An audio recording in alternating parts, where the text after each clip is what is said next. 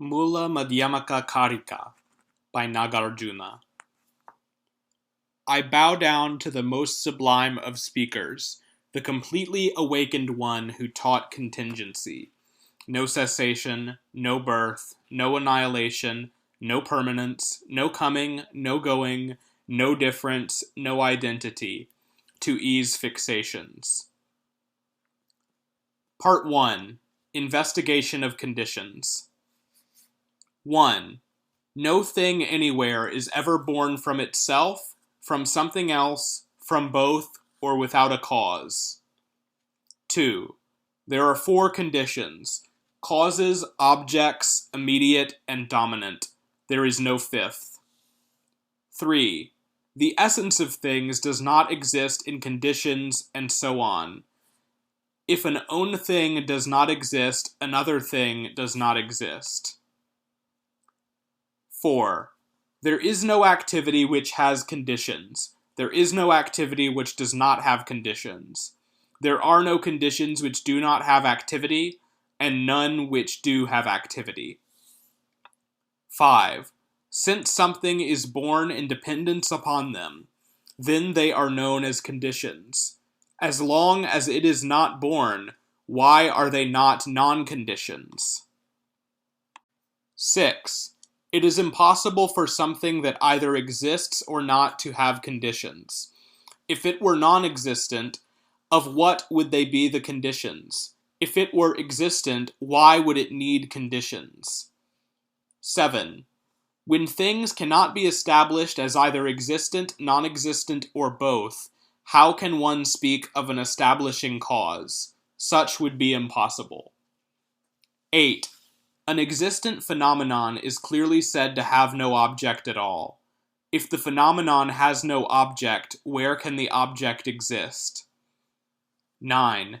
If phenomena are not born, it is invalid for there to be cessation.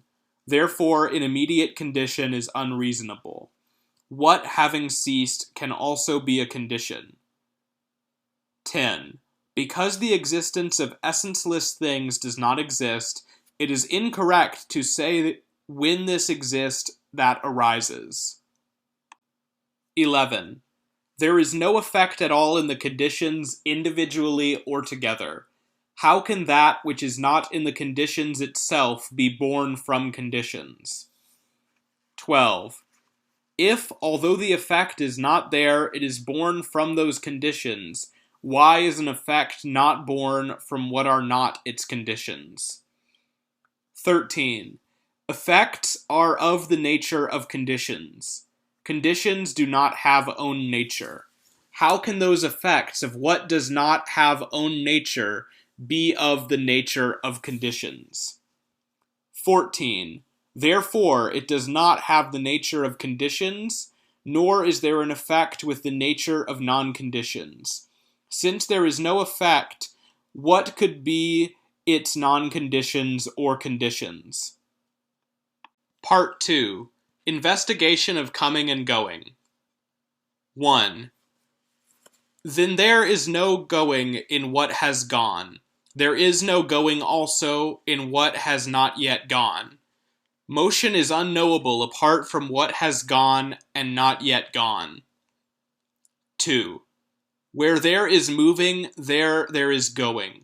Furthermore, because moving is within motion, and is neither gone nor not yet gone, therefore there is going within motion. 3. How can going be possible within motion? Because motion that is not going is impossible. 4. For whomever there is going within motion, for him it will follow that there could be no going within motion, because there is going within motion. 5. If there were going within motion, it would follow that going would be twofold: that by which one becomes someone in motion, in a place, and that by which one goes in that place. 6. If going were twofold, the goer would also be twofold, because going is impossible without a goer. 7. If there were no goer, going would be impossible. If there were no going, where could a goer be existent? 8. When a goer does not go, a non-goer cannot go. What third one other than a goer and a non-goer could go? 9. When a goer is impossible without going, then how is it possible to say a goer goes? 10. To claim that a goer goes implies that there could be a goer who does not go, because it is asserted that a goer goes. 11. If the goer goes, it would follow that going would be twofold: that which reveals the goer, and that which goes once he has become a goer. 12. If a beginning of going does not exist in what has gone, if a beginning of going does not exist also in what has not yet gone, and if there does not exist a beginning within motion, wherein is a beginning of going made? 13. Before a beginning of going, there is not any motion or anything which has gone, wherein going could begin. How can going exist in what has not yet gone? 14. If a beginning of going is simply not apparent in any way, examine: what has gone, what is motion, what has not yet gone? 15. When a goer does not stay, a non-goer cannot stay. What third one other than a goer and a non-goer could stay? 16. When a goer is not possible without going, how then is it possible to say a goer stays? 17. There is no reversal of motion, nor also of what has gone and what has not yet gone.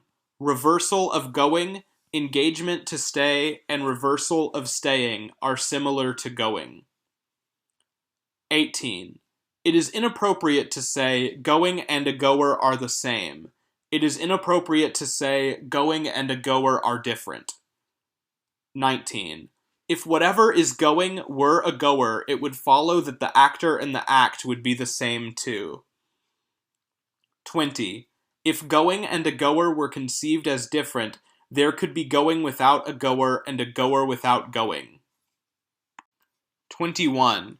If things are not established as the same and different, how can they be established? 22. That very going by which a goer is made evident does not enable a goer to go. Because there is no goer before going, who would be going where? 23. A going which is other than the going by which a goer is made evident does not enable a goer to go.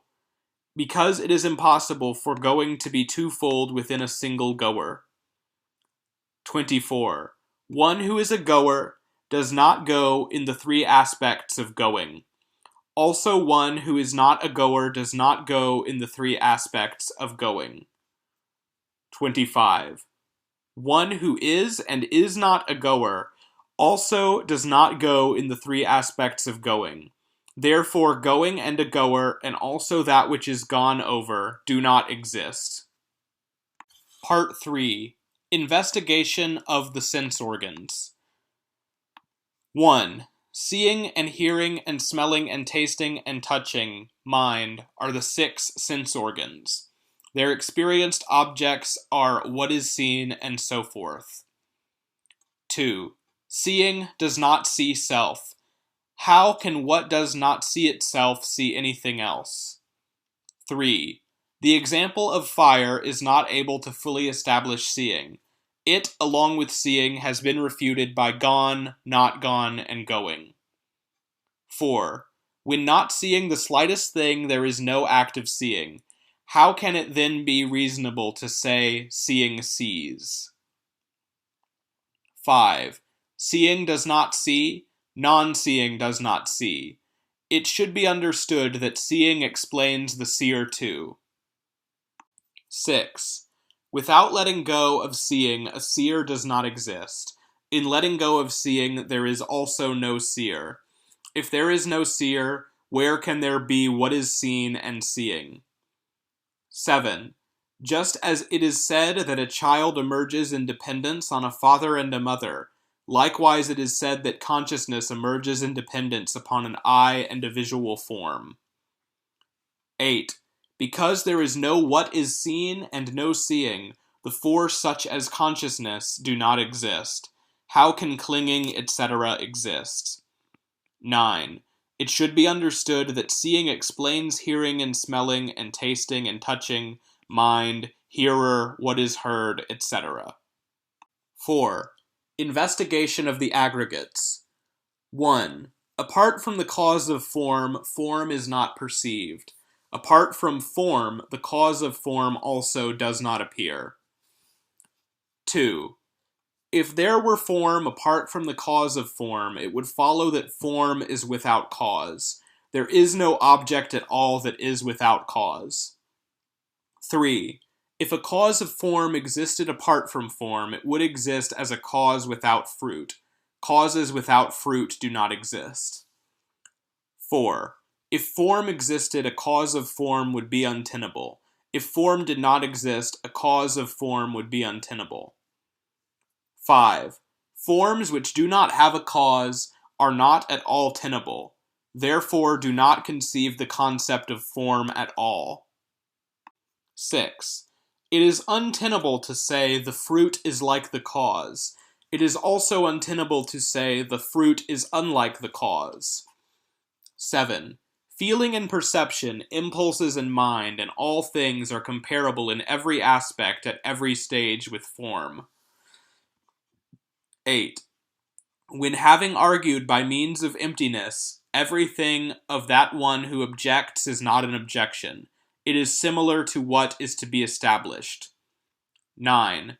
When having explained by means of emptiness, everything of that one who finds fault is not a fault. It is similar to what is to be established. Part 5. Investigation of the elements. 1. Not the slightest bit of space exists prior to the characteristics of space. If space existed prior to its characteristics, it would follow that it would be without characteristics. 2. A thing without characteristics does not exist anywhere at all. If a thing without characteristics does not exist, to what do characteristics extend? 3. Characteristics do not extend to that which has no characteristics, nor to what possesses characteristics. They also cannot extend to something other than what either possesses or does not have characteristics. 4. If characteristics do not extend to something, something characterized would be impossible. If something characterized is impossible, characteristics too would not exist. 5. Therefore, something characterized does not exist, and characteristics do not exist. There also does not exist a thing which is apart from being something characterized or a characteristic. 6. If there is not a thing, of what can there be a non-thing? By whom are the opposites thing and non-thing known as a thing and a non-thing? 7. Therefore, space is not a thing. It is not a non-thing. It is not something characterized. It is not a characteristic. The other 5 elements too are similar to space. 8. Those of small minds see things as existent and non-existent. They do not behold the utter pacification of what is seen. Part 6. Investigation of desire and the desirous one. 1.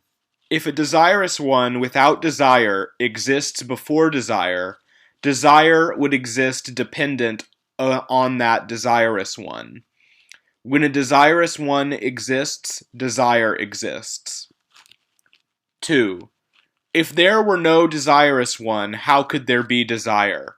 The same follows for the desirous one too. It depends on whether desire exists or not. 3. It is not reasonable for desire and the desirous one to arise as coexistent. In this way, desire and the desirous one would not be mutually contingent. 4. Identity has no coexistence. Something cannot be coexistent with itself. If there were difference, how could there be coexistence? 5. If the identical were coexistent, coexistence would also occur between the unrelated. If the different were coexistent, coexistence would also occur between the unrelated. 6. If the different were coexistent, how would desire and the desirous one be established as different? Or, if that were so, how would those two be coexistent? 7. If desire and the desirous one were established as different, because of what could one understand them as coexistent? 8. If one asserts them to be coexistent because they are not established as different, then because they would be very much established as coexistent, would one not also have to assert them to be different? 9. Since different things are not established, coexistent things are not established. If there existed any different things, one could assert them as coexistent things. 10.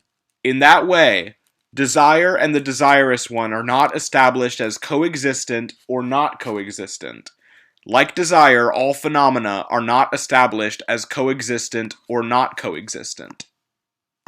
Part 7. Investigation of birth, abiding, and perishing. 1.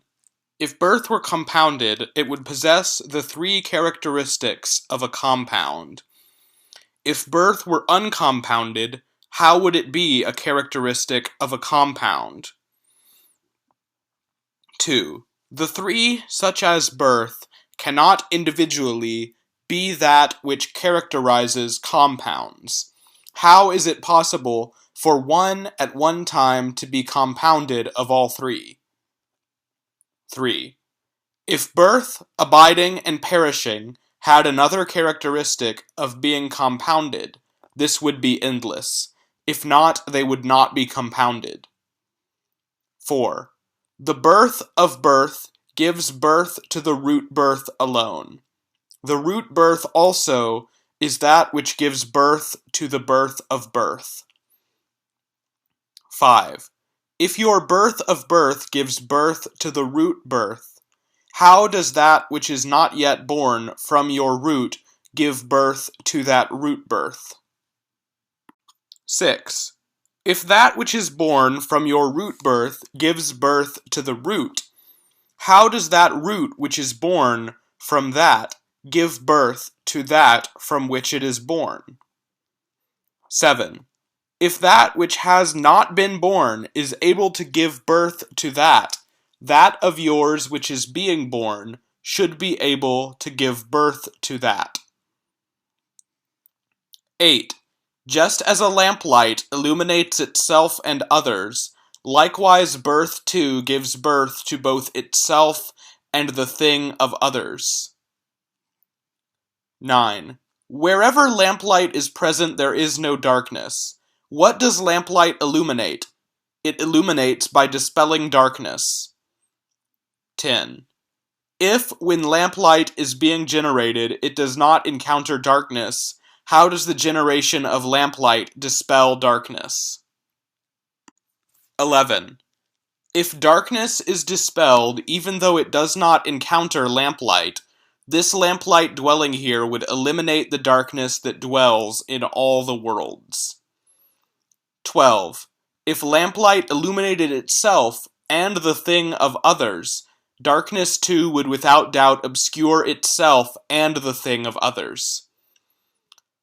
13. How can unborn birth give birth to itself? If the born gives birth when it has been born, what would be born? 14. The born and the unborn, the being born, do not in any way give birth. That has been explained by the gone, not gone, and going. 15. When being born does not arise in what is born, then how can one say it is being born in dependence on the born? 16. Whatever is dependently arising, that is by nature pacified. Therefore, being born and what is born too are pacified. 17. If any unborn thing existed anywhere, on being born, that unborn thing would not exist. If so, what would be born? 18. If that which has been born gives birth to what is being born, what other thing that has been born would be giving birth to that which has been born? 19. If another thing that has been born gives birth to it, this would be endless. If it is born without another which has been born, or if it is born without being born, everything would be born like that, i.e. causelessly. 20. Thus it is not reasonable for what exists or does not exist to be born. It has been shown above that there is no existent or non-existent. 21. It is not tenable for a thing that is perishing to be born. It is not tenable for that which is not perishing to be a thing. 22. A thing that has remained does not remain. A thing that has not yet remained does not remain. That which is remaining also does not remain. What unborn thing can remain? 23. It is not possible for a thing that is perishing to remain. It is not possible for that which is not perishing to be a thing. 24. If all things at all times are aging and dying phenomena, what things are there which could remain without aging and dying? 25. It is not reasonable for what remains to remain due to something else that remains, or due to itself. This is like how what has been born is not given birth to by itself or another. 26. What has ceased does not cease. What has not ceased also does not cease. Likewise, what is ceasing also does not. What unborn thing can cease? 27. It is not possible for a thing which has remained to cease. It is also not possible for a thing which has not remained to cease.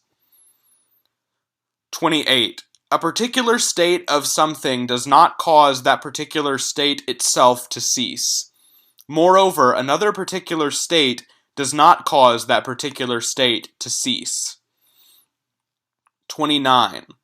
When the birth of all phenomena is not possible, then the cessation of all phenomena is not possible. 30. Cessation is not possible in an existent thing. Thingness and nothingness are not possible in one. 31. Cessation is not possible also in what is not a thing. This is similar to how there is no cutting off a second head, i.e. a person cannot be beheaded twice. 32. Cessation does not exist by its own self, nor does cessation exist by something else. This is like how what has been born is not given birth to by itself or another. 33. Because birth and remaining and perishing are not established, there is no conditioned. Because the conditioned is utterly unestablished, how can the unconditioned be established? 34. Like a dream, like a magician's illusion, like a city of Gandharvas, likewise birth and likewise remaining, likewise perishing are taught. Part 8. Investigation of act and actor. 1. One who exists as an actor does not do that which exists as an act. One who does not exist as an actor also does not do that which does not exist as an act. 2. One who exists has no activity. Something would also exist as an act without an actor. One who exists has no activity. Something would also exist as an actor without an act. 3. If one who does not exist as an actor did that which does not exist as an act, the act would have no cause. The actor too would have no cause. 4. If there were no cause, effect and cause would not be evident. If they were non-existent, activity and agent and doing would not be evident. 5. If activity, etc. did not appear, dharma and adharma would not be evident. If dharma and adharma did not exist, there would be no fruit that comes from them. 6. If there were no fruit, the path of liberation and higher states would not be appropriate. Also, it would follow that all activities are meaningless. 7. One who exists and does not exist as an actor does not do what exists and does not exist as an act. Since existence and non-existence are mutually contradictory in one thing, where can they exist? 8. One who exists as an actor does not do an act which is not existent. One who does not exist as an actor also does not do what exists as an act. Here too faults will follow for one. 9. One who exists as an actor does not do what does not exist as an act, and what neither exists or not as an act, because of what was demonstrated by the proof above. 10. One who does not exist as an actor does not do what exists as an act, and what neither exists nor or not as an act, because of what was demonstrated by the proof above. 11. One who neither exists nor does not exist as an actor does not do that which exists and does not exist as an act. Here too this is to be known through the proof demonstrated above. 12. An actor depends on acts, and acts too occur in dependence on an actor. Apart from this, one does not see a cause which is established. 13. Likewise, one should understand clinging, because act and actor are dispelled. Remaining things too should be understood by means of actor and act. Part 9. Investigation of the presence of something prior. 1. Some say that whatever is involved in seeing, hearing, etc., and feeling, etc., exists prior to them. 2. If that thing is not evident, how can there be seeing, etc.? Therefore, the presence of that thing must exist before them. 3.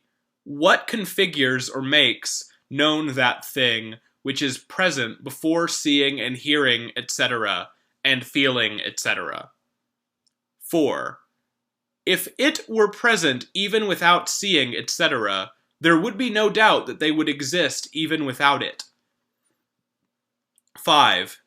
It is illuminated by them, they are illuminated by it. How could it exist without them? How could they exist without it? 6. It is not evident prior to the totality of seeing, etc. From among seeing, etc., a different one illuminates it at different times. 7. If it is not evident prior to the totality of seeing, etc., how can it be evident prior to each of them seeing, etc., individually? 8. If the seer itself were the hearer, and the feeler were it too, if it existed prior to each, in that way it would not make sense. 9. If the seer were different, the hearer different, the feeler different, at the time the seer exists, there would be a hearer. Many selves would come about. 10. Also, it is not evident in the elements from which seeing and hearing, etc., and feeling, etc., occur. 11. If that to which seeing and hearing, etc., and feeling, etc., belong is not evident, they too could not be evident. 12. Reject the concepts, it exists, it doesn't exist, about that which is not evident prior to, now, or after seeing, etc. Part 10. Investigation of fire and firewood. 1. If firewood were fire, actor and act would be one. If fire were other than wood, it would occur even without wood. 2. Fire would burn permanently and would not arise from causes for burning. Starting a fire would be meaningless. If it were like that, there would also be no act. 3. Because fire does not depend on anything else, it would not arise from causes for burning. If it burned permanently, starting it would be meaningless. 4. Concerning this, if one thinks that while burning it is firewood, if it is such only at that time, by what could that firewood be ignited? 5. Because fire is other, it would not connect. If it did not connect, it would not ignite. If it did not ignite, it would not die. If it did not die, it would also remain in possession of its own characteristic. 6. Just as a woman connects with a man, and a man too with a woman, although fire is other than wood, it is fit to connect with wood. 7. If fire and wood eliminated each other, even though fire is something other than wood, it would have to connect with wood. 8. If fire were dependent on wood and wood were dependent on fire, of what becomes fire and wood dependently? Which would be established first? 9. If fire were dependent on wood, already established fire would be established again. Firewood would also be such even without fire. 10. If a thing A is established dependently on B, but if what it depends upon, B, is established also in dependence on that very thing A, what would be established in dependence on what? 11. How can a thing A, which is established dependently on B, be dependent on B when it, A, is not established? If one asks, how can establishment be dependent? It is not reasonable for it, A, to be dependent. 12. There is no fire that is dependent on wood. There is also no fire that is not dependent on wood. There is no wood that is dependent on fire. There is also no wood that is not dependent on fire. 13. Fire does not come from something else. Fire also does not exist in wood. Likewise, the remainder of wood has been shown by gone, not gone, and going. 14. Wood itself is not fire. Fire is also not something other than wood. Fire does not possess wood. Wood does not exist in fire. That fire does not exist in it. 15. Through fire and wood is explained without exception all the stages of self and the grasped, and at the same time jugs, cloth, and so on. 16. I do not think those who teach the identity or difference of self and things are wise in the meaning of the teaching. 11. Investigation of extremes of before and after. 1. When asked, is a before extreme evident? The great Muni said, it is not. Samsara has no beginning, no end. It has no before, no after. 2. For that without beginning and end, where can a middle be in that? Therefore, it is not possible for it to have before, after, and simultaneous phases. 3. If birth were before and aging or death after, there would be birth without aging and death, and also without dying one would be born. 4. If birth were after and aging and death before, how could there be an uncaused aging or death which has no birth? 5. It is not suitable for birth and aging or death to be simultaneous. That which is being born would be dying, and both would be without cause. Why fixate on that birth, that aging and dying, for which the phases of before-after simultaneity are impossible? 7. It is not just samsara alone that has no before extreme, cause and fruit themselves, and characteristics and the basis for characteristics themselves. 8. Feeling and the feeler, whatever is suitable to bear meaning, also all things have no before extreme. Part 12. Investigation of anguish. 1. Some assert that anguish arises from being made by self, made by other, by both without cause. To do that is not suitable. 2. If it were made by self, therefore it would not be contingently arising, because those aggregates arise contingently on these aggregates. 3. If that were other than this, and if this were other than that, anguish would be made by other, and that would be made by those others. 4. If anguish were made by one's own person, who would that person be who has made anguish by himself, but is not included in the anguish? 5. If anguish arose from another person, how could it be suitable for there to be someone not included in the anguish, who has been given it by another who made the anguish? 6. If anguish arose from another person, who would that other person be who, having made it, gives it to someone else, but is not included in the anguish? 7.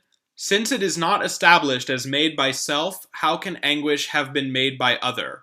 For whatever anguish is made by other, that has been made by his self. 8. Anguish is not made by self. That is not made by that itself. If it is not made by another self, how can anguish be made by other? 9. If it is made by each, anguish would be made by both. Not made by self, not made by other. How can anguish have no cause?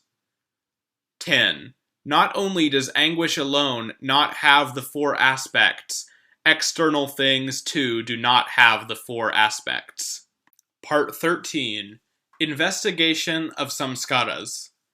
1. The Bhagavan said that whatever dharma is deceptive, that is false. All conditions are deceptive dharmas, thus they are false. 2. If whatever is a deceptive phenomenon is false, what is deceptive about it? In what way is it deceptive? That statement by the Bhagavan is a complete presentation of emptiness. 3. Things have no essential nature because they are seen to change into something else. Things do not lack an essential nature because things are emptiness. 4. If there were no essential nature, whose nature would it be to change into something else? If there were an essential nature, how would it be possible to change into something else? 5. This itself does not change into something else. The other itself, too, does not either. Because youth does not age. Because age, too, does not age. 6. If this itself changes into something else, milk itself would be curds. Something other than milk would be the being of curds. 7. If a bit of the non-empty existed, a bit of the empty would also exist. If there did not exist a bit of the non-empty, how could the empty exist? 8. The conquerors taught emptiness as the forsaking of all views. Those who view emptiness are taught to be without realization, as incurable or incorrigible. Part 14. Investigation of connections. 1. The seen, the seeing, and the seer. These three do not mutually connect as pairs or altogether. 2. Likewise, desire, desiring, and the desired. The remaining afflictions and also the remaining sense fields do not connect by three aspects. 3. If the other connects to the other, because the seen and so forth do not exist as other, therefore there is no connection. 4. Not only are the seen and so forth alone not existing as other, It is invalid for anything simultaneous with something to be other than it. 5. The other is other in dependence upon the other. Without the other would not be other. It is invalid for whatever is dependent on something to be other than that. 6. If the other was other than the other, then without the other it would be other. Without the other it would not be other. Therefore it does not exist. 7. Otherness does not exist in the other, nor does it exist in what is not other. If otherness does not exist, neither the other nor that itself exists. 8. That does not connect with that. The other too does not connect with the other. The connecting, the connection, and the connector too do not exist. 15. Investigation of essences. 1. It is unreasonable for an essence to arise from causes and conditions. Whatever essence arose from causes and conditions would be something that has been made. 2. How is it possible for there to be an essence which has been made? Essences are not contrived and not dependent on anything else. 3. If an essence does not exist, how can the thingness of the other exist? For the essence of the thingness of the other is said to be the thingness of the other. 4. Apart from an essence and the thingness of the other, what things are there? If essences and thingnesses of others existed, things would be established. 5. If things were not established, non-things would not be established. When a thing becomes something else, people say that it is a non-thing. 6. Those who view essence, thingness of the other, things and non-things, do not see the suchness in the teaching of the awakened. 7. Through knowing things and non-things, the Buddha negated both existence and non-existence in his advice to Katyayana. 8. If things existed essentially, they would not come to non-existence. It is never the case that an essence could become something else. 9. If essences did not exist, what could become something else? Even if essences existed, what could become something else? 10. Existence is the grasping at permanence. Non-existence is the view of annihilation. Therefore, the wise do not dwell in existence or non-existence. 11. Since that which exists by its essence is not non-existent, is the view of permanence. That which arose before is now non-existent, leads to the view of annihilation. Part 16. Investigation of Bondage and Freedom. 1. If it is said that impulses are samsara, if they were permanent, they would not move around. Even if impermanent, they would not move around. Sentient beings, too, are similar in this respect. 2. If it is said that persons move around, if they are non-existent when searched for in 5 aspects among the aggregates, sense fields, and elements, what would move around? 3. If one moves around in having clung to something, and then clinging to something else, there would be no becoming. If there were no clinging and no becoming, who would move around? 4. It is in no way feasible that impulses go beyond misery, and it is in no way feasible that living beings go beyond misery.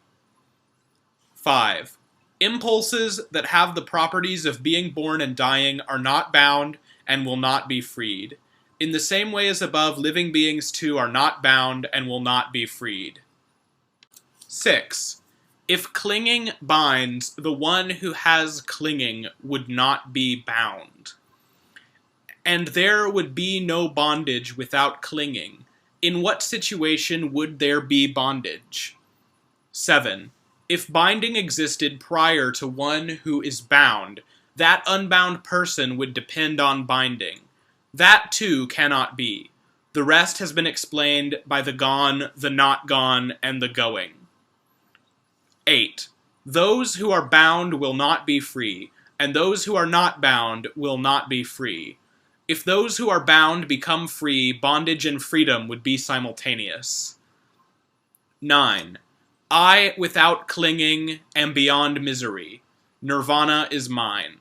Those who grasp in that way have great grasping and clinging. 10. When nirvana is not born and samsara not eliminated, then what is samsara? And what is considered as nirvana? 17. Investigation of actions and fruits. 1. Restraining oneself well and loving thoughts that benefit others are the dharma, which is the seed of fruits here and elsewhere. 2. The great sage has taught all actions to be intention and what is intended. The specifics of those actions are well known to be of many kinds. 3. In this respect, action spoken of as intention is regarded as being that of mind. That spoken of as what is intended is regarded as being that of body and speech. 4. Whatever 1. Speech, and 2. Movements, and 3. Unconscious not letting go, 4. Other kinds of unconscious letting go, are also regarded like that. 5. Goodness that arises from enjoyment or use in the same manner, 6. What is not goodness, and 7. Intention. These 7 dharmas are clearly regarded as action. 6. If the action remained until the time of ripening, it would become permanent. If it stopped, by having stopped, how could a fruit be born? 7. The continuum of sprouts, and so on, clearly emerges from seeds, and from that fruits. If there were no seeds, they too would not emerge. 8. Because continuums are from seeds, and fruits emerge from continuums, and seeds precede fruits, therefore there is no annihilation and no permanence. 9. The continuum of mind clearly emerges from mind, and from that fruits. If there were no mind, they too would not emerge. 10. Because continuums are from minds, and fruits emerge from continuums, and actions precede fruits, therefore there is no annihilation and no permanence. 11. The 10 paths of white action are the means of practicing dharma. Here and elsewhere the fruits of dharma are the 5 kinds of sensual qualities. 12. If it were as that investigation, many great mistakes would occur. Therefore that investigation is not valid here. 13. I will fully declare the investigation which is taught by the Buddhas, Pratyeka Buddhas, and Shravakas, which is valid here. 14. Just like a contract, irrevocable action is like a debt. In terms of realms, there are 4 types. Moreover, its nature is unspecified. 15. It is not let go of by letting go, but only let go of by cultivation. Therefore, through irrevocability are the fruits of acts produced. 16. If it perished through being let go of by letting go, and the transcendence of the action, then faults would follow, such as the perishing of actions. 17. The very irrevocability of all actions in similar or dissimilar realms, that one alone is born when crossing the boundary, i.e. reborn. 18. In the visible world, there are 2 kinds. Actions of all types and that irrevocability of actions are produced as different things and remain so even on ripening. 19. When the fruit is transcendent and when one dies, that ceases. One should know its divisions to be without corruption and with corruption. 20. Emptiness is not annihilation, and samsara is not permanent. The dharma of the irrevocability of actions is taught by the Buddha. 21. Because actions are not born, in this way they have no nature. Therefore, because they are not born, therefore they are irrevocable. 22. If actions existed by nature, without doubt they would be permanent. Actions would not be done by an agent because what is permanent cannot be done. 23. If actions were not done by anyone, one would fear meeting what one has not done. Also, the fault would follow for that person of not dwelling in the pure life. 24. All conventions also without doubt would be contradictory. Also, the distinction between doing good and evil would not be valid. 25.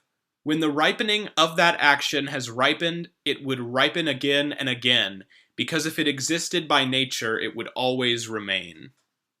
26.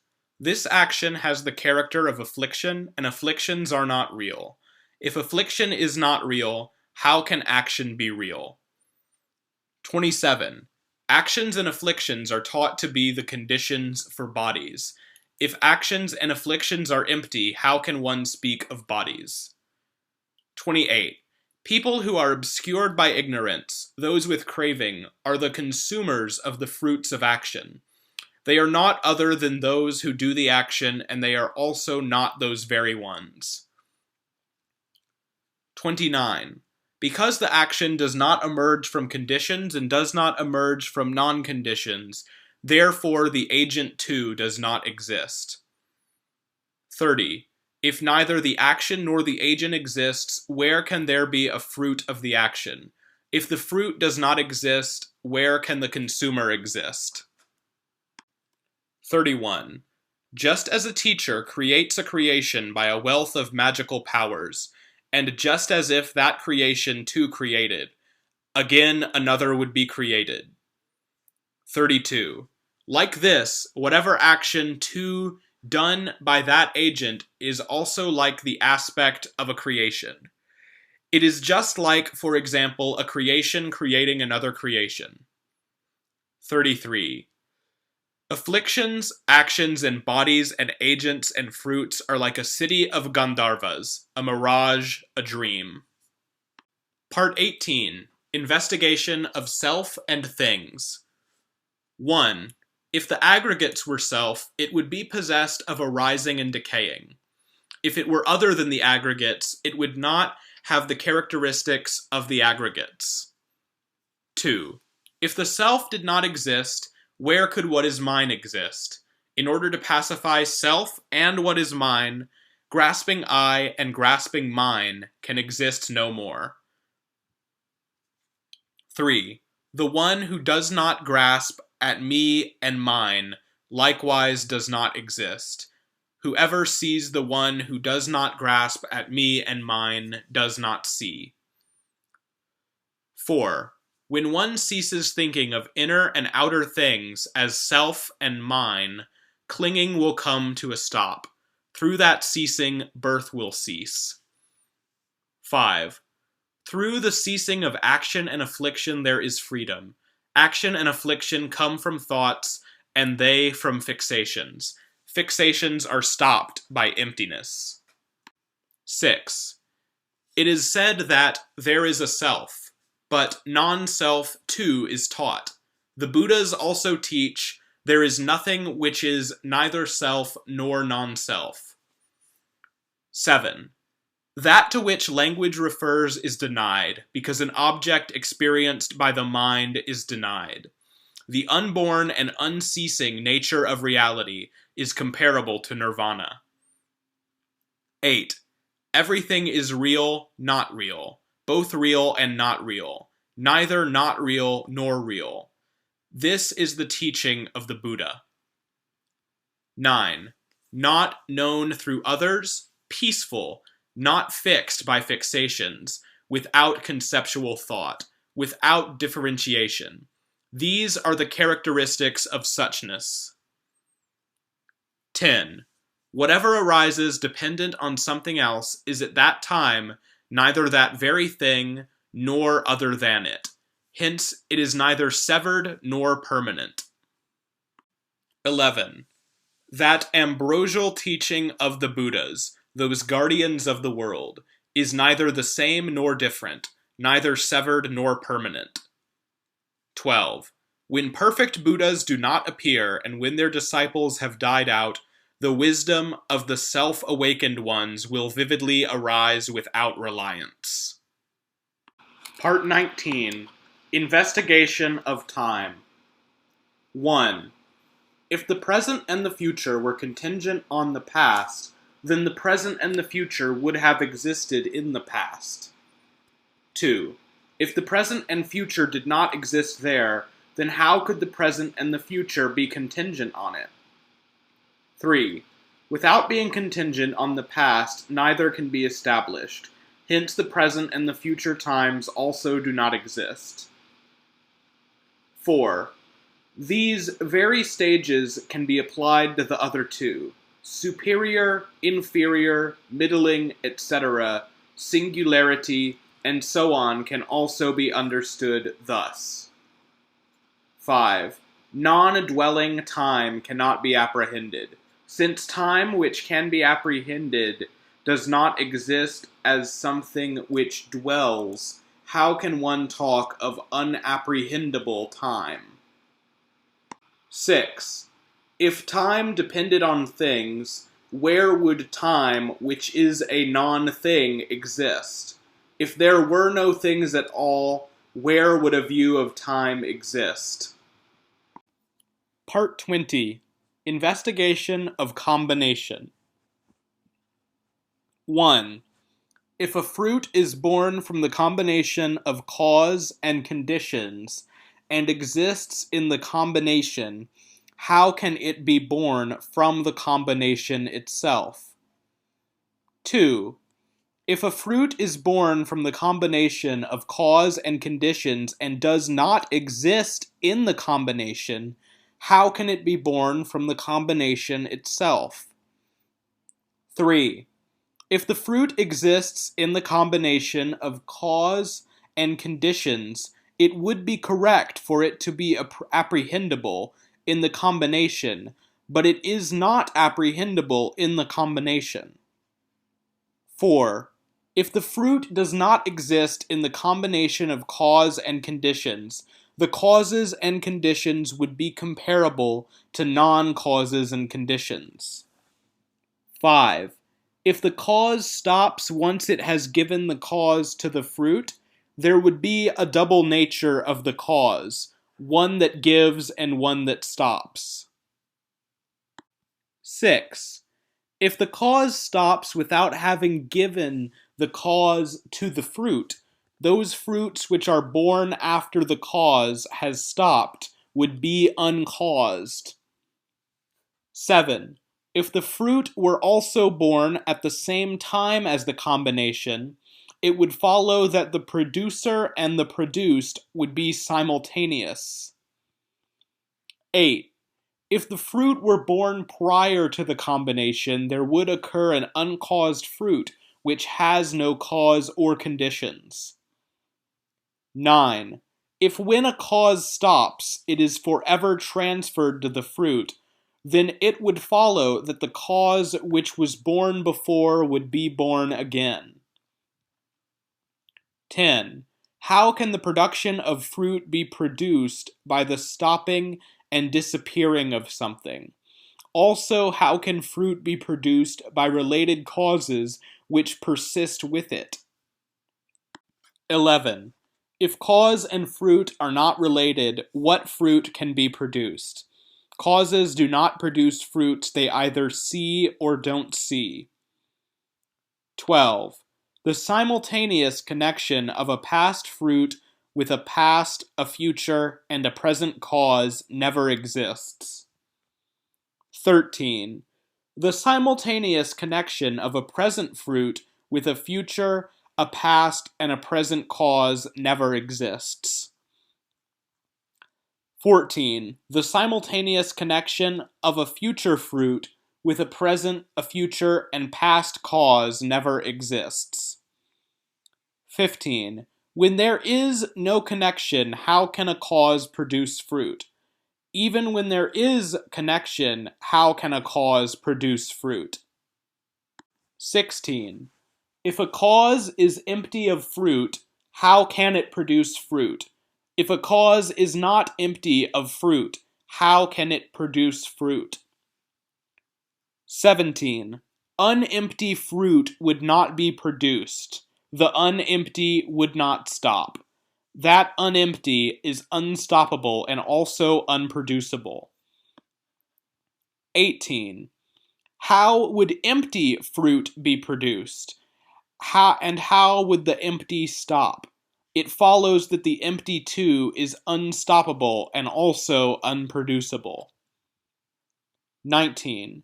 It is never possible that cause and fruit are identical.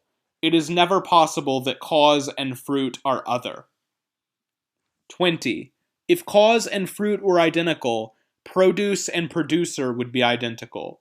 If cause and fruit were other, cause and non-cause would be similar. 21. If fruit existed essentially, what would a cause produce? If fruit did not exist essentially, what would a cause produce?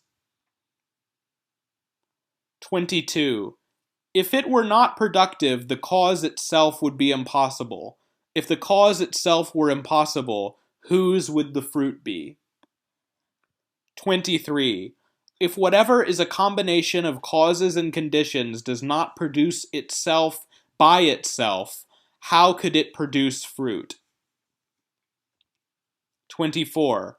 Therefore, there is no fruit which has been made by a combination or made by non-combination. If fruit does not exist, where can a combination of conditions exist? Part 21. Investigation of rising and passing. 1. Passing does not exist without or together with rising. Rising does not exist without or together with passing. 2. How can passing exist without rising? Is there death without birth? There is no passing without rising. 3. How could passing exist together with rising? Death does not exist at the same time as birth. 4. How could rising exist without passing? Things are never not impermanent. 5. How could rising exist together with passing? Birth does not exist at the same time as death. 6. How can those that are not established either mutually together or not mutually together be established? 7. The finished does not rise. The unfinished too does not rise. The finished does not pass. The unfinished too does not pass. 8. Rising and passing do not exist without the existence of things. Things do not exist without the existence of rising and passing. 9. Rising and passing are not possible for the empty. Rising, passing are not possible for the non-empty also. 10. Rising and passing cannot possibly be one. Rising and passing also cannot possibly be other. 11. If you think that you can see rising and passing are seen by delusion. 12. Things are not created from things. Things are not created from nothing. Nothing is not created from nothing. Nothing is not created from things. 13. Things are not created from themselves, nor are they created from something else. They are not created from both themselves and something else. How are they created? 14. If you assert the existence of things, the views of eternalism and annihilationism will follow, because things are permanent and impermanent. 15. If you assert the existence of things, eternalism and annihilationism will not be, because the continuity of the rising and passing of cause-effect is becoming. 16. If the continuity of the rising and passing of cause-effect is becoming, because what has passed will not be created again, it will follow that the cause is annihilated. 17. If things exist essentially, it would be unreasonable for them to become nothing. At the time of nirvana, they would be annihilated, because the continuity of becoming is totally pacified. 18. If the end stops, it is unreasonable for there to be a beginning of becoming. When the end does not stop, it is unreasonable for there to be a beginning of becoming. 19. If the beginning is created while the end is stopping, the stopping would be one and the creating would be another. 20. If it is also unreasonable for stopping and creating to be together, aren't the aggregates that die also those that are created? 21. Likewise, if the continuity of becoming is not reasonable at any of the three times, how can there be a continuity of becoming which is non-existent in the three times? Part 22. Investigation of the Tathagata. 1. Not the aggregates, not other than the aggregates. The aggregates are not in him, he is not in them. The Tathagata does not possess the aggregates. What is the Tathagata? 2. If the Buddha depends on the aggregates, he does not exist from an own nature. How can that which does not exist from an own nature exist from an other nature? 3. It is not tenable for something dependent on other nature to be self-existence. How can that which has no self-existence be Tathagata? 4. If self-nature does not exist, how can there be the existence of other nature? What is a Tathagata apart from own nature and other nature? 5. If there exists a Tathagata who is not depending on the aggregates, he exists in depending on them now and will henceforth depend. 6. If there does not exist a Tathagata who is not depending on the aggregates, how does he grasp or depend on them? 7. Since there is nothing to be grasped or dependent on, there can be no grasping or depending. There is no Tathagata at all who is without grasping and depending. 8. If having examined in 5 ways, how can that Tathagata who does not exist as that one or the other be conventionally understood by grasping or depending? 9. That which is grasped or depended on does not exist from its own nature. It is impossible for that which does not exist from its own nature to exist from another nature. 10. In that way, what is grasped or depended on and what grasps and depends are empty in every aspect. How can an empty Tathagata be conventionally understood by what is empty? 11. Do not say empty, or not empty, or both, or neither. These are mentioned for the sake of conventional understanding. 12. Where can the 4 such as permanence and impermanence exist in this peaceful one? Where can the 4 such as end and no end of the world exist in this peaceful one? 13. Those who hold the dense apprehension the Tathagata exists conceive the thought he does not exist in nirvana. 14. For that one empty of own nature, it is entirely inappropriate to think that once the Buddha has nirvana'd, he either exists or does not exist. 15. Those who make fixations about Buddha, who is beyond fixations and without deterioration, all those who are damaged by fixations do not see the Tathagata. 16. Whatever is the own nature of the Tathagata, that is the own nature of this world. The Tathagata has no own nature. This world has no own nature. Part 23. Investigation of Error. 1. It is said that desire, hatred, stupidity arise from conceptuality. They arise in dependence on the pleasant, the unpleasant, and confusion. They arise in dependence on confusion about the pleasant and the unpleasant. 2. Whatever arises in dependence upon the pleasant, the unpleasant, and confusion, whatever arises in dependence on confusion about the pleasant and unpleasant, they have no own nature. Therefore, afflictions do not really exist, or do not exist in themselves.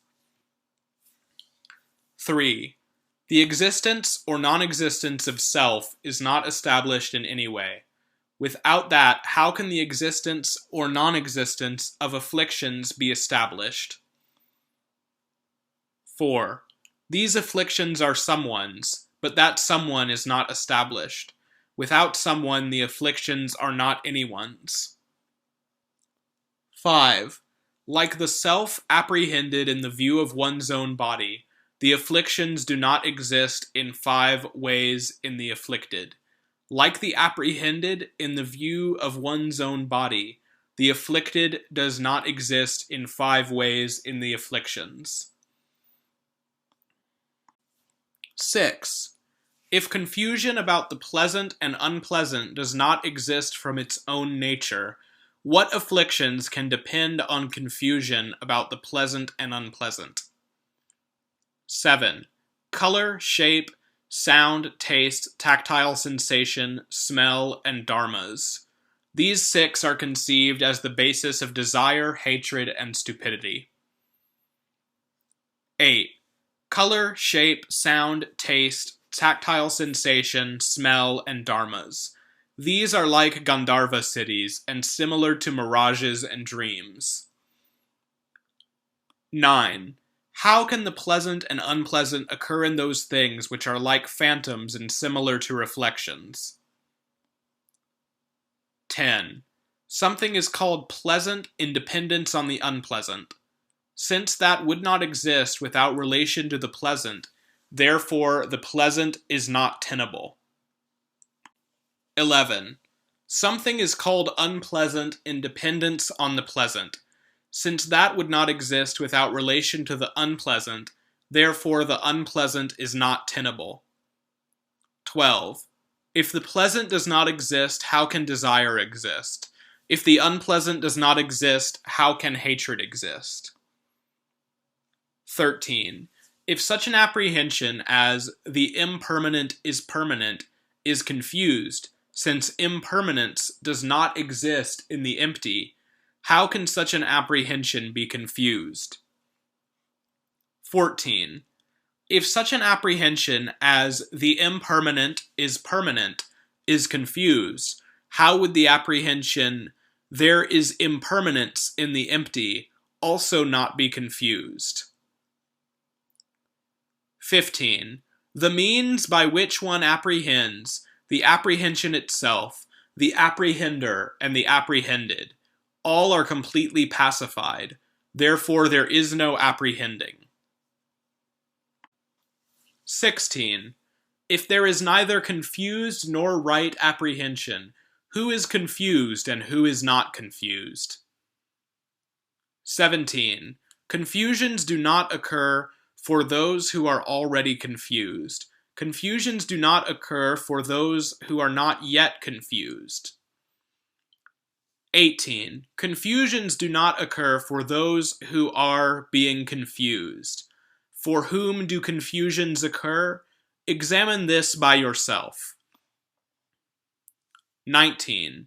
If confusions are not born, how can they exist? If confusions are not born, where can there be someone who has confusion? 20. Things are not born from themselves, not born from others. If they are also not from self and others, where can there be someone who has confusion? 21. If self and purity and permanence and happiness were existent, self and purity and permanence and happiness would not be confusions. 22. If self and purity and permanence and happiness were non-existent, selflessness, impurity, impermanence, and anguish would not exist. 23. Thus, by stopping confusion, ignorance will stop. If ignorance is stopped, impulsive acts, etc. will stop. 24. If afflictions of some existed by their own nature, how could they be let go of? Who can let go of what exists by nature? 25. If the afflictions of some did not exist by their own nature, how could they be let go of? Who can let go of what does not exist? Part 24. Investigation of the ennobling truths. 1. If all were empty, nothing could come about or perish. It would follow for you that the four ennobling truths could not exist. 2. Since the four ennobling truths would not exist, understanding, letting go, cultivating, and realizing would no longer be valid. 3. Since they would not exist, the four fruits would also not exist. If the fruits did not exist, there could be no abiding in the fruits. Experiencing them would also not exist. 4. If those 8 beings did not exist, the community would not exist. Since there would be no ennobling truths, the sublime Dharma could also not exist. 5. If the community and the Dharma did not exist, how could Buddha exist? When you talk of emptiness, the 3 jewels are maligned. 6. The existence of actions and fruits. What is not Dharma and what is Dharma? The conventions of the world. All these too are maligned. 7. An explanation for that. Since you do not understand the need for emptiness, and the point of emptiness, therefore in that way you malign. 8. The Dharma taught by Buddhas perfectly relies on 2 truths: the ambiguous truths of the world and the truths of the sublime meaning. 9. Those who do not understand the division into 2 truths cannot understand the profound reality of the Buddha's teaching. 10. Without relying on conventions, the sublime meaning cannot be taught. Without understanding the sublime meaning, one will not attain nirvana. 11. If their view of emptiness is wrong, those of little intelligence will be hurt, like handling a snake in the wrong way or casting a spell in the wrong way. 12. Therefore, knowing how difficult it is for the weak to understand the depths of this Dharma, the heart of the Muni strongly turned away from teaching the Dharma. 13. Since those erroneous consequences do not apply to emptiness, whatever rejections you make of emptiness do not apply to me. 14. Those for whom emptiness is possible, for them everything is possible. Those for whom emptiness is not possible, for them everything is not possible. 15. You are transferring your own mistakes onto me. This is like mounting a horse but forgetting about the horse itself. 16. If you view all things as existing from their own nature, then you would view all things as not having causes and conditions. 17. Cause and effect itself, agents, tools, and acts, production and cessation, the effects too would be undermined. 18. Whatever is contingently related, that is explained as emptiness. That is contingently configured. It is the central path. 19. Because there are no things at all which are not contingently emergent. Therefore, there are no things at all which are not empty. 20. If all were not empty, nothing could come about or perish. It would follow for you that the four ennobling truths could not exist. 21. If things were not contingently emergent, how could anguish exist? Impermanent things are taught to be anguish. In their very own nature, they do not exist. 12. If it did exist from its own nature, why would it have an origin? Therefore, for those who undermine emptiness, it can have no origin. 23. If anguish existed by its own nature, there could be no cessation. Because its own nature would be totally present, cessation too would be undermined. 24. If the path existed by its own nature, cultivation would not be appropriate. If the path is to be cultivated, your own nature cannot exist. 25. When anguish, origins, and cessations cannot exist, what ceasing of anguish could one seek to attain by the path? 26. If non-understanding existed by its very own nature, how could one ever understand? Doesn't it abide by nature? 27. In the same way, your letting go, realizing, cultivating, and the four fruits, too, are as impossible as understanding. 28. How can any fruits which totally hold their own nature, and by their own nature are unattained, be attained? 29. If the fruits did not exist, there could be no abiding in the fruits. Experiencing them would also not exist. If those 8 beings did not exist, the community would not exist.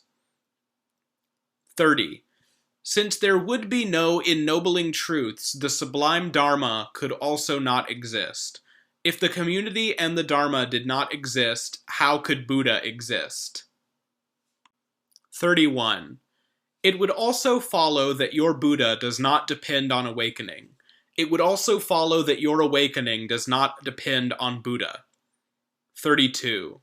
For you, someone who by his very nature is not Buddha, could not attain awakening, however much he strove in the practice of awakening for the sake of awakening. 33. No one would ever do what is Dharma and what is not Dharma. What can that which is not empty do? Inherent nature is inactive. 34. Even without Dharma and not Dharma, you would have the fruits. You would not have the fruits which have arisen from the causes of Dharma and not Dharma. 35. If you have the fruits which have arisen from the causes of Dharma and not Dharma, why are the fruits which have arisen from the Dharma and not Dharma not empty? 36. Whoever undermines emptiness, which is contingent emergence, also undermines all the conventions of the world. 37. If one undermines emptiness, there would be no actions at all, and actions without an author, and agents who do not act. 38. If there were inherent nature, all beings would be unborn and unceasing, would be fixed in place forever, separated from the variety of situations. 39. If things were not empty, there could be no attainment of what had not been attained, no ending of anguish, and no letting go of all actions and afflictions. 40. He who sees contingent emergence sees anguish and origins and cessation and the path itself. Part 25. Investigation of Nirvana. 1. If everything were empty, there would be no arising and perishing. From the letting go of and ceasing of what could one assert nirvana-ing? 2. If everything were not empty, there would be no arising and perishing. From the letting go of and ceasing of what could one assert nirvana-ing? 3. No letting go, no attainment, no annihilation, no permanence, no cessation, no birth. That is spoken of as nirvana. 4. Nirvana is not a thing. Then it would follow that it would have the characteristics of aging and death. There does not exist anything that is without aging and death. 5. If nirvana were a thing, nirvana would be a conditioned phenomenon. There does not exist anything anywhere that is not a conditioned phenomenon. 6. If nirvana were a thing, how would nirvana not be dependent? There does not exist anything at all that is not dependent. 7. If nirvana were not a thing, how could it possibly be nothing? The one for whom nirvana is not a thing, for him it is not nothing. 8. If nirvana were nothing, how could nirvana possibly be not dependent? There does not exist any nothing which is not dependent. 9. Whatever things come and go are dependent or caused. Not being dependent and not being caused is taught to be nirvana. 10. The teacher taught it to be the letting go of arising and perishing. Therefore, it is correct that nirvana is not a thing or nothing. 11. If nirvana were both a thing and nothing, it would follow that it would be a thing and nothing. That is incorrect. 12. If nirvana were both a thing and nothing, nirvana would not be not dependent, because it would be dependent on those two. 13. How could nirvana be both a thing and nothing? Nirvana is unconditioned. Things and nothings are conditioned. 14. How could nirvana exist as both a thing and nothing? Those two do not exist as one. They are like light and dark. 15. The presentation of neither a thing nor nothing as nirvana will be established only if things and nothings are established. 16. If nirvana is neither a thing nor nothing, by who could neither a thing nor nothing be perceived? 17. After the Bhagavan has entered nirvana, one cannot perceive him as existing, likewise as not existing, nor can one perceive him as both or neither. 18. Even when the Bhagavan is alive, one cannot perceive him as existing, likewise as not existing, nor can one perceive him as both or neither. 19. Samsara does not have the slightest distinction from nirvana. Nirvana does not have the slightest distinction from samsara. 20. Whatever is the end of nirvana, that is the end of samsara. There is not even a very subtle, slight distinction between the two. 21. Views about who passes beyond, ends, etc., and permanence, etc., are contingent upon nirvana, and later ends and former ends. 22. In the emptiness of all things, what ends are there? What non-ends are there? What ends and non-ends are there? What of neither are there? 23. Is there this? Is there the other? Is there permanence? Is there impermanence? Is there both permanence and impermanence? Is there neither? 24.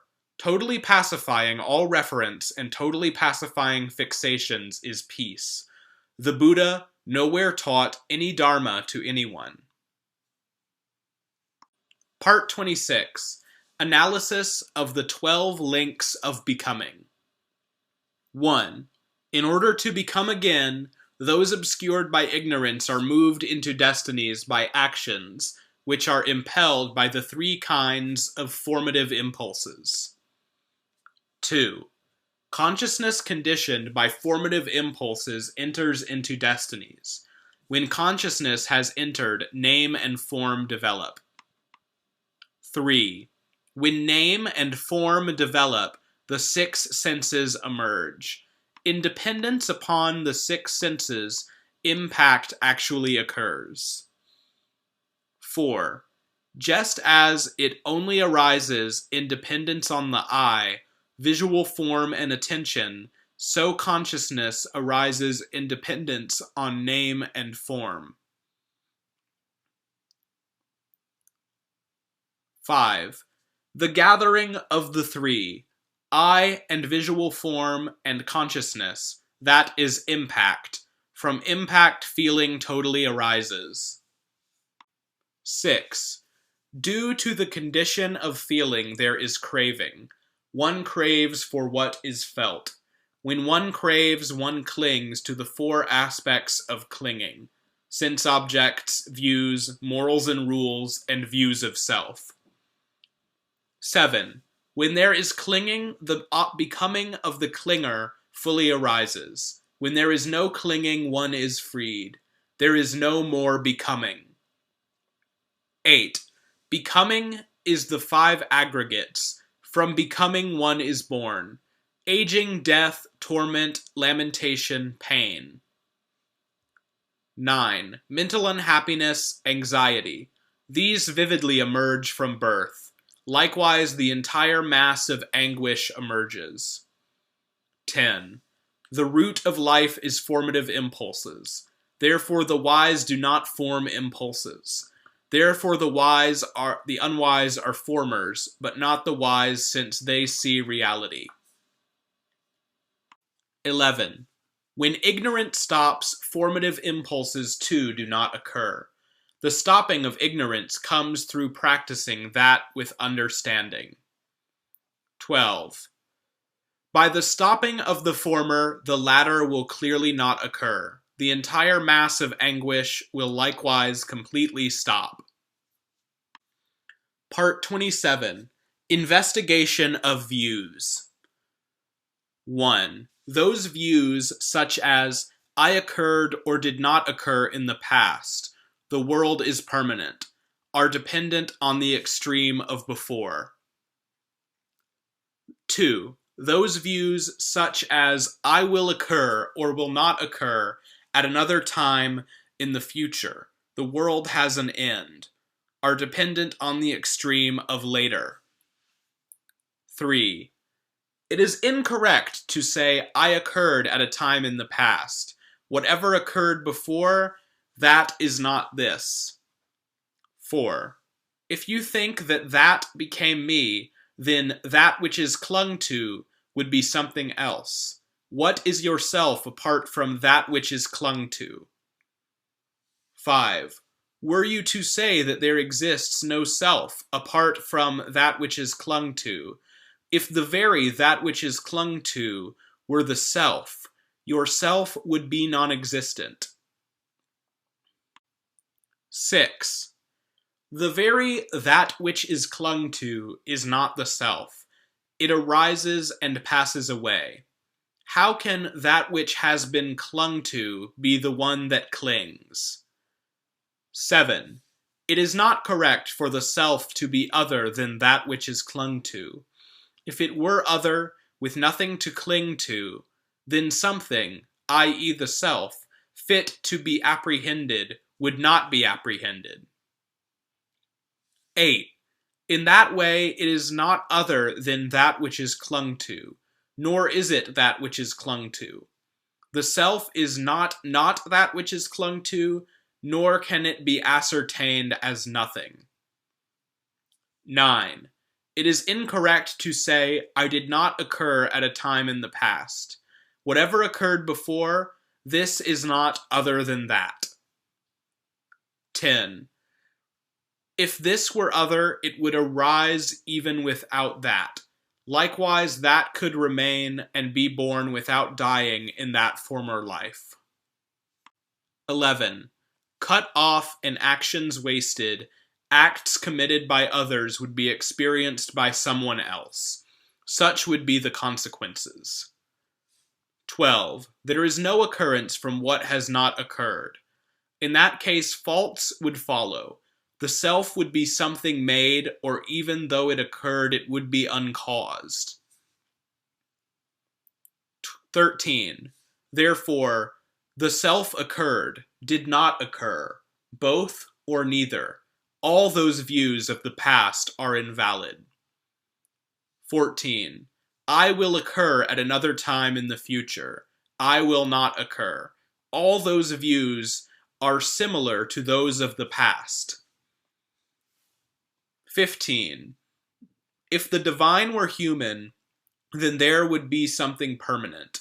The divine is utterly unborn because there is no birth in permanence. 16. If the human were other than the divine, then there would be no permanence. If the divine and the human were different, there could be no continuity between them. 17. If one part were divine and one part were human, there would be both permanence and no permanence, but that is not reasonable. 18. If both permanence and impermanence were established, you would have to assert non-permanence and non-impermanence as established. 19. If something came from somewhere and went somewhere, then samsara would be without beginning. That is not the case. 20. If there were nothing permanent at all, what thing could be impermanent, permanent and impermanent, free of both? 21. If this world had an end, how would the next world come to be? If this world had no end, how would the next world come to be? 22. Because the continuity of the aggregates is similar to the light of a lamp, therefore the very existence or non-existence of an end is unreasonable. 23. If the former perished and that future aggregate did not arise in dependence upon this aggregate, then this world would have an end. 24. If the former did not perish and that future aggregate did not arise in dependence upon this aggregate, then this world would not have an end. 25. If one part had an end and one part did not have an end, the world would be with and without an end. That too is unreasonable. 26. How can one part of the one who clings perish while one part does not perish? Likewise, that is unreasonable. 27. How can one part of that which is clung to perish while one part does not perish? Likewise, that is unreasonable. 28. If both the presence and absence of an end were established, you would have to assert non-presence and non-absence as established. 29. And because all things are empty, about what and in whom do views such as that of permanence spring forth? 30. I bow down to Gautama, whose kindness holds one close, who revealed the sublime Dharma in order to let go of all views.